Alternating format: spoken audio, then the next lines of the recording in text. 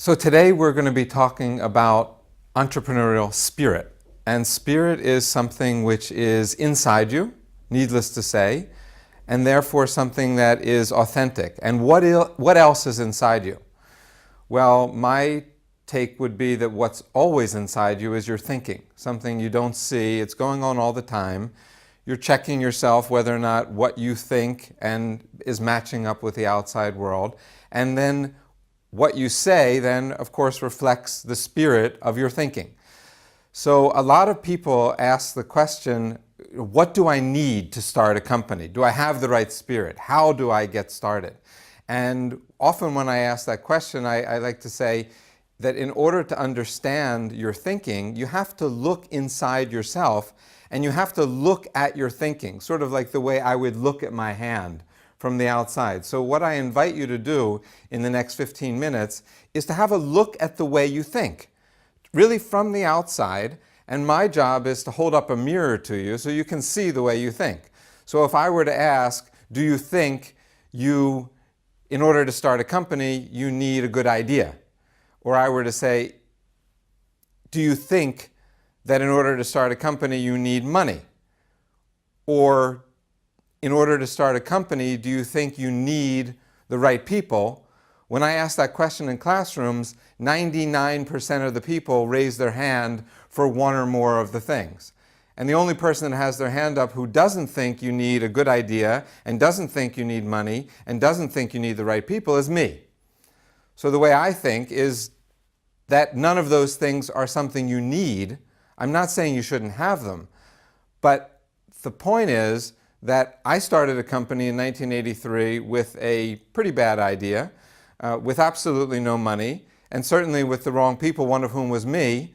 I run the LMU Entrepreneurship Center. We've had 165 companies come out of that program. Virtually none of them came in with any money. Most of them changed the team, so it can't be the people. And a lot of them do a pivot, so it can't necessarily be the idea. And the point is that if you think you need something that you do not have, then what you have is, you have the first reason not to do it. So I would like to start a company, but I don't have the right people. I would like to start a company, but I don't have the right idea. I don't have enough money, but. And what you're thinking in your head is but, and therefore you have a reason not to do it because you've set it up that way. So the question that I have is, if you don't need money and you don't need the right people and you don't need a good idea, and I'm not saying at some point it's not important to have those, but to start the company, well then what is it that you need? In which case I ask you another question so you can see how you think, and just look, the answer will pop into your head. So where do you think a company starts? A lot of people say it starts in your stomach, some people say it starts in your heart. I say that a company starts in your mouth. And the reason that I say that a company starts in your mouth is that my premise is that a company starts with your word. Your word saying, I am starting this company. And what I'm talking about is a declaration. So starting a company is in fact a declaration, which is a very different thing than an assertion. An assertion would be something like, I assert that my software company that I helped to found is going to do 100 million next year. AvanQuest Software, go check the stock and see if we're going to be right. But you have to wait a year to see whether or not it's going to be true. Or I could say, I assert that if you really pay attention in this lecture, in this 15 minutes, and you really pay attention in this course that we've put together here, that this course has the power to change your life. And now I know what you're thinking, which is amazing what an American will say when you put them in front of the camera. But maybe it's true. And we do have examples of lots of students where our courses have changed their lives.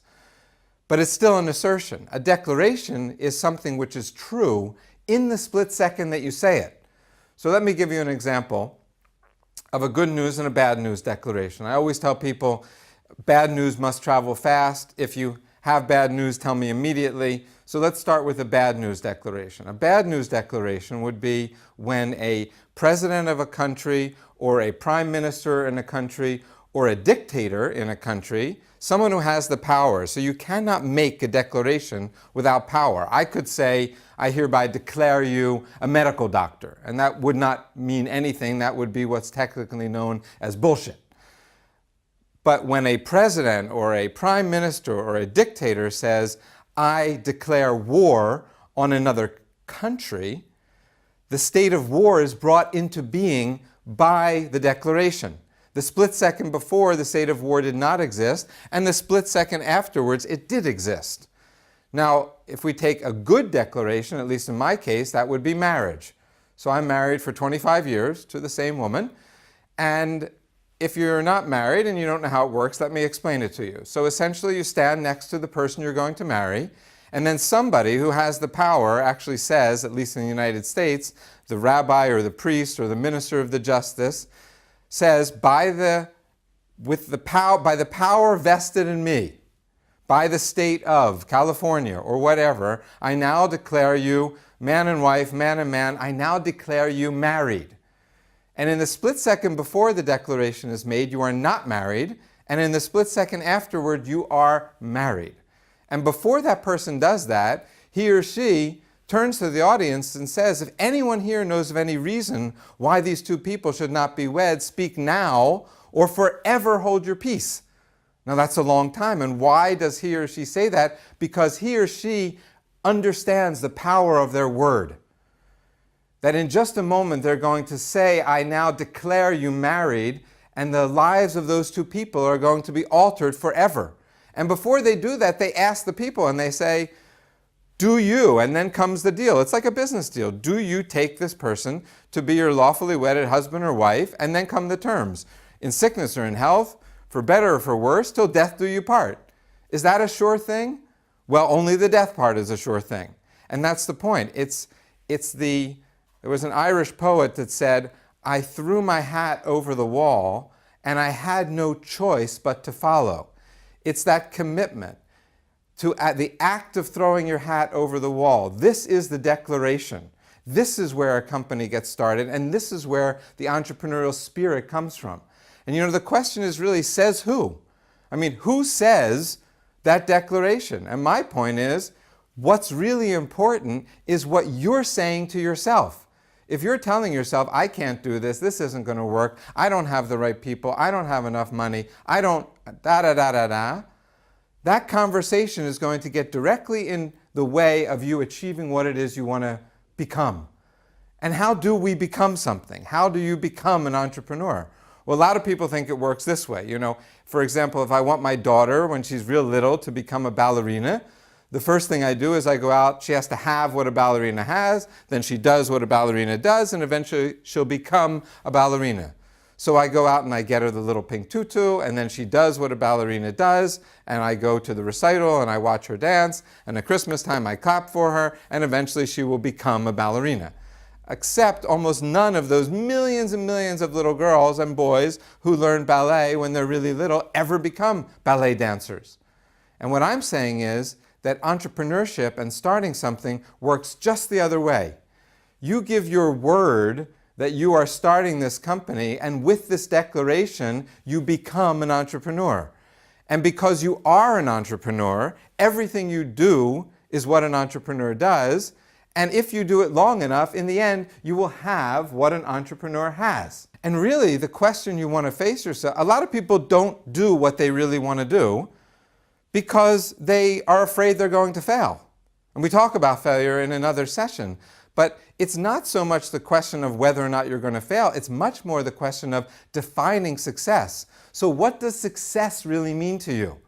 Yeah? What does it mean to have what you want to have? And the other question to ask yourself is, what am I willing to give up in order to have what it is that I want to have? So I moved to Europe in 1983 and started my first software company.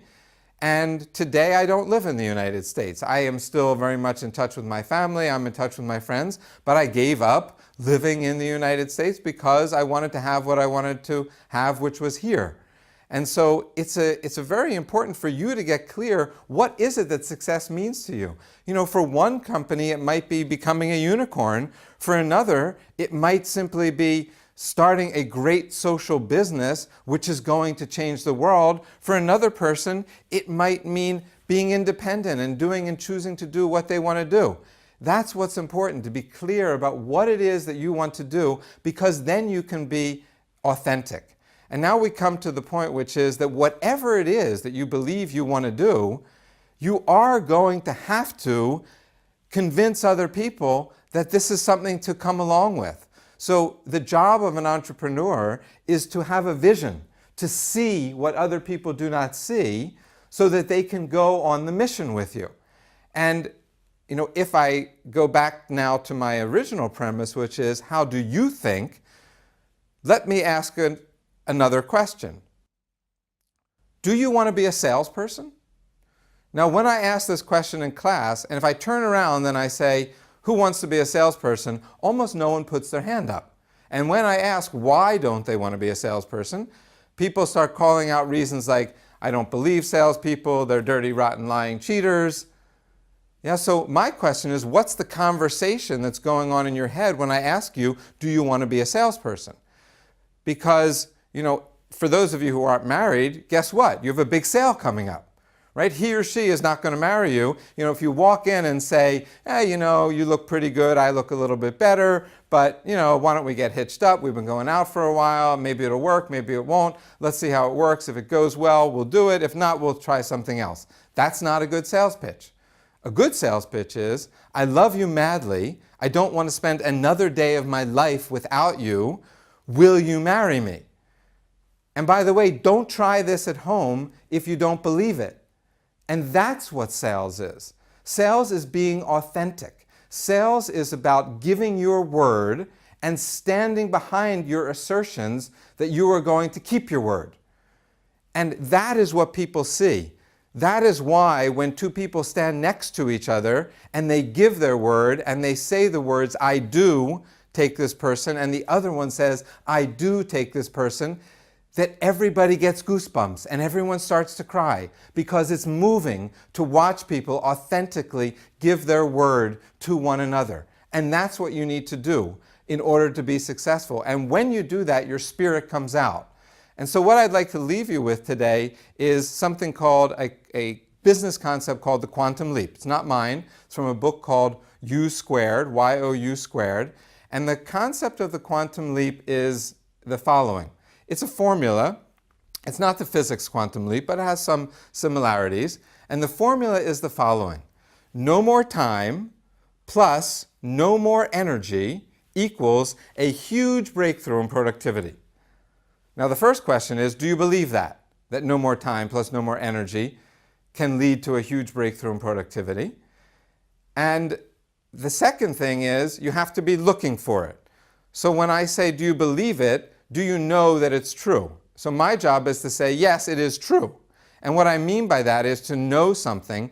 It would be like this. You decide with your friend that you're going to go running, and you should come by to his office and pick him up at the end of the day, and you'll go running. And you get there at 6 o'clock, and guess what? Not only is he not ready, he forgot his sneakers. So he says to you, listen, do me a favor. Here's my keys. And he takes out this big ring of keys, and he starts looking at all the keys, and he pulls one off and he gives it to you.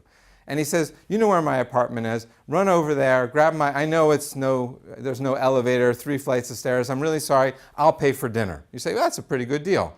And now you get over there and you run up the stairs and you stick the key in the door, and guess what? It's the wrong key. And you jiggle it and it doesn't open the door, and you're really annoyed, and you go back and you slam the key on the table and you say, hey, you jerk, it's the wrong key. And then he picks up the key and he says, I've been using this key for the past 10 years. This is the right key, just go get me my sneakers. And now, the only thing being different, the very same key, is the knowledge that it does open the door, and you go back and you open the door. Yeah? And so you have to know that it is possible. And also here, think about this. Did you ever notice, how is it that on the day before you go on vacation, you get all this work done? How does that happen? Yeah, or if you're a student, how is it that you try the entire semester to write the paper, and somehow miraculously, when you don't have any more time left and you don't have any more energy because you're exhausted from all your exams, that night you write the paper? Okay? And so you have to be looking for it. And since I don't know you, I can't tell you, where to look. But what I can do is I can tell you what it is that you need to be looking for. So let me tell you a little story and then we're finished. You're sitting in your office and there's a fly buzzing around. And the fly is flying against the window.